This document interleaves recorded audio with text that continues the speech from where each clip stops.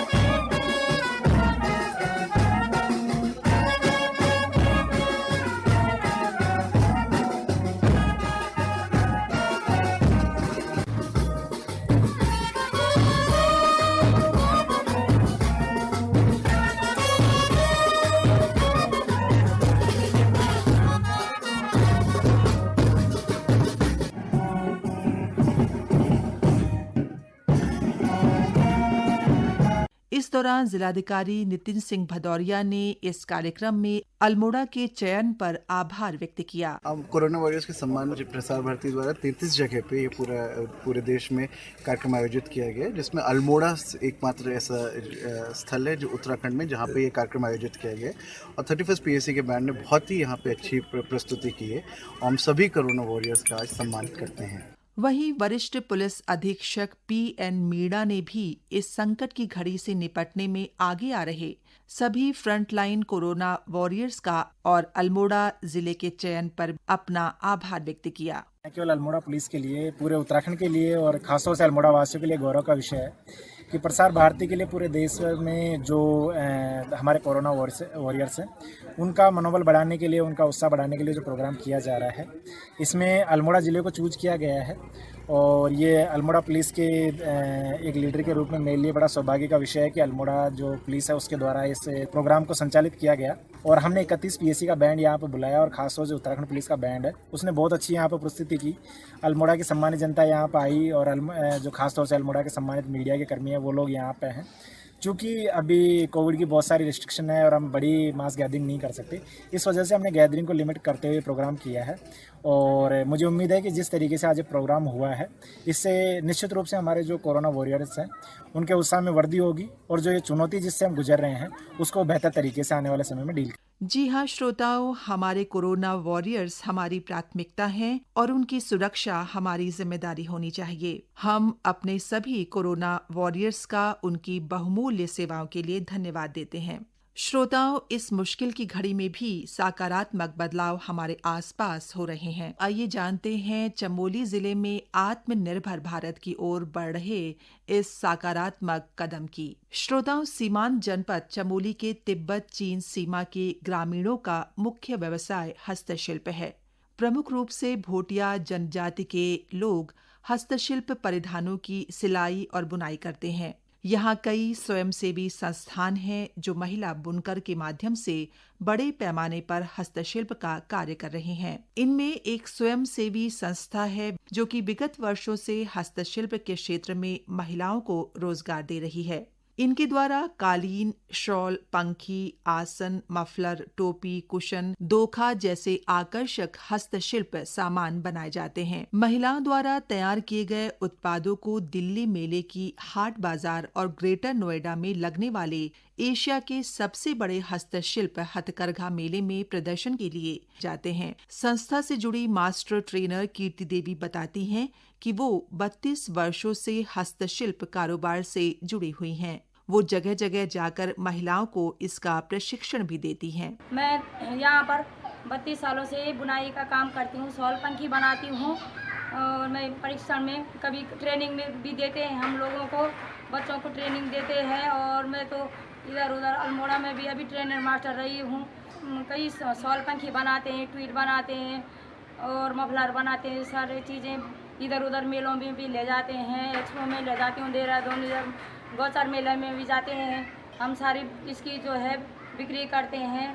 Shawl पंखी सारे हमारा इसी के पीछे जो है हमारा मतलब हमारा घर चलता है। वहीं एक अन्य मास्टर ट्रेनर मंजू देवी ने बताया कि उन्होंने बुनाई का काम बचपन में ही सीख लिया था और इसका प्रशिक्षण भी लिया।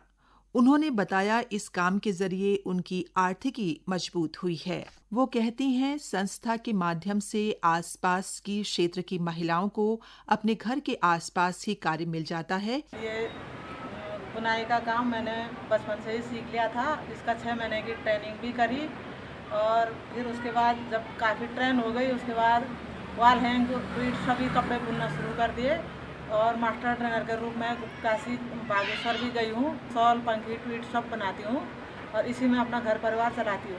इससे पहले कि कार्यक्रम में आगे बढ़े, आइए सुनते हैं ये संदेश। एसिम्प्टोमेटिक कोरोना पॉजिटिव व्यक्तियों के लिए होम आइसोलेशन के दिशा निर्देश। एसिम्प्टोमेटिक कोरोना पॉजिटिव व्यक्तियों को होम आइसोलेशन में क्या करना है? होम आइसोलेशन की अवधि में परिवार से अलग कमरे में रहें। होम आइसोलेशन की अवधि में घबराएं नहीं एवं अपना मनोबल ऊंचा रखें। हमेशा ट्रिपल लेयर सर्जिकल मास्क पहन कर रखें और मास्क को हर 8 घंटे गीला गंदा होने पर बदलते रहे और उसे नियमानुसार त्याग करें। इसके लिए मास्क को 1% सोडियम हाइपोक्लोराइड सॉल्यूशन से विसंक्रमित करें। अपने शरीर की नियमित साफ सफाई करें। समय समय पर अपने हाथों को साबुन से 40 सेकंड तक धोएं अथवा 70% या अधिक अल्कोहल युक्त सैनिटाइजर का प्रयोग करें। अपने चेहरे पर हाथ न लगाएं। छींकते और खांसते समय अपने नाक और मुंह को टिश्यू पेपर से ढकें। पृथक शौचालय का इस्तेमाल करें जिसे परिवार का अन्य व्यक्ति उपयोग न करे। शौचालय को इस्तेमाल करने के बाद नियमित रूप से 1% सोडियम हाइपोक्लोराइड अथवा 5% ब्लीच सॉल्यूशन से साफ करें। आराम करें और यथासंभव योग और ध्यान करें। तरल और पौष्टिक आहार का सेवन करें। पानी का सेवन अधिक मात्रा में करें। चिकित्सक द्वारा दिए गए परामर्श एवं दवाइयों का सेवन नियमित रूप से करें। अपने शरीर के तापमान को सुबह शाम नापना सुनिश्चित करें। कोई भी लक्षण जैसे बुखार, खांसी, सांस लेने में तकलीफ, सीने में दर्द, होठ या चेहरे का नीला पड़ना, मानसिक भ्रम इत्यादि होने पर तुरंत उपचार कर रहे चिकित्सक से संपर्क करें या राज्य एवं जनपद स्तर पर स्थापित कोविड-19 कंट्रोल रूम के दूरभाष नंबर 104 या 013526095000 पर संपर्क करें। एसिम्प्टोमेटिक कोरोना पॉजिटिव व्यक्तियों को होम आइसोलेशन में क्या नहीं करना है? होम आइसोलेशन की अवधि में परिवार के किसी भी सदस्य के संपर्क में न आए। घर पर इधर उधर बिल्कुल न जाएं। खुले जगह न छींकें और न ही थूकें। घर पर अपने उपयोग हेतु परिवार से अलग बंद डस्टबिन का प्रयोग करें। घर के साझे स्थान जैसे रसोई घर, हॉल का प्रयोग बिल्कुल न करें। घर पर अतिथि और अन्य बाहरी व्यक्तियों को आमंत्रित ना करें। घर पर यदि पालतू पशु हो तो उससे दूरी बनाए रखें। घर पर विशेषकर बच्चों, बुजुर्गों, गर्भवती महिलाओं और कोमॉर्बिड रोगी जैसे बीपी, मधुमेह, हृदय रोग, गुर्दा रोग से ग्रस्त व्यक्तियों से दूर रहें। घर के सदस्यों की देखभाल हेतु दिशा निर्देश। परिवार का एक ही व्यक्ति सामाजिक दूरी बनाते हुए मास्क एवं सर्जिकल दस्ताने का उपयोग करते हुए मरीज की देखभाल करे। खाने पीने एवं अन्य उपयोगी सामग्री बच्चों, बुजुर्गों, गर्भवती महिला एवं कोमॉर्बिड रोग से ग्रस्त व्यक्ति द्वारा न दी जाए। मास्क का प्रयोग करने के दौरान मास्क को आगे की तरफ से ना छुएं। देखभाल करता स्वयं के चेहरे, नाक और मुंह को ना छुए। मास्क और सर्जिकल दस्तानों को नियमानुसार से साफ करें। मुक्त अवधि में घर पर कोई भी सामाजिक कार्यक्रम जैसे बर्थडे पार्टी आदि समारोह आयोजित न करें। होम आइसोलेशन मरीज एवं परिवार के किसी भी सदस्य को स्वास्थ्य संबंधित परेशानी जैसे बुखार, खांसी एवं सांस लेने में तकलीफ होने पर तुरंत उपचार कर रहे चिकित्सक से संपर्क करें या राज्य एवं जनपद स्तर पर स्थापित कोविड-19 कंट्रोल रूम के दूरभाष नंबर पर संपर्क करें। आरोग्य सेतु ऐप को अनिवार्य रूप से डाउनलोड करें। सरकार द्वारा बताए गए इन दिशा निर्देशों का पालन कर कोरोना संक्रमण से खुद भी बचें और दूसरों को भी बचाएं। श्रोताओं, कोविड-19 के अपने इस विशेष कार्यक्रम में हम आपको समय समय पर कोरोना वायरस संक्रमण पर वरिष्ठ चिकित्सकों की राय से अवगत कराते रहते हैं। इसी क्रम में अखिल भारतीय आयुर्विज्ञान संस्थान दिल्ली के मनोरोग विज्ञान विभाग के डॉक्टर नंद कुमार ने कोरोना वायरस संक्रमण की रोकथाम के लिए लोगों से घर में रहने और परिवार के सदस्यों के साथ समय बिताने और योगाभ्यास करने की सलाह दी है। इमोशनल इम्यूनिटी को बढ़ाने के लिए या रिजिलियंस पैदा करने के लिए 2-3 चीजें बहुत जरूरी है। जैसे फिजिकल इम्यूनिटी के लिए आयुष का क्वाथा पीते हैं, हल्दी, दूध। इमोशनल इम्यूनिटी के लिए पहला ये कि लोगों से बात करें, सोशल कनेक्टेडनेस को बनाए रखें। दूसरा, अगर हो सके तो प्राणायाम करें, सांस की एक्सरसाइज करें, हम लोग जो बोलते हैं ब्रीथिंग एक्सरसाइज, वो करें। इससे भी इम्यूनिटी बढ़ती है, इससे मन स्थिर होता है। तीसरा, जितना भी आप फिजिकल एक्टिविटी बढ़ाएंगे अपने घर के अंदर, जैसे घर के अंदर बहुत सारे काम होते हैं, लोग मास्क पहन के थोड़ा बाहर भी घूमने जाते हैं, थोड़ा सा वॉक कर लें, बाहर निकल लें, एक फिजिकल डिस्टेंस को मेंटेन करते हुए लोगों से बात कर लें। इन सारी चीजों से इमोशनल इम्यूनिटी बढ़ती है। श्रोताओं, इसी के साथ हमारा आज का कार्यक्रम यहीं पर समाप्त होता है। नमस्कार।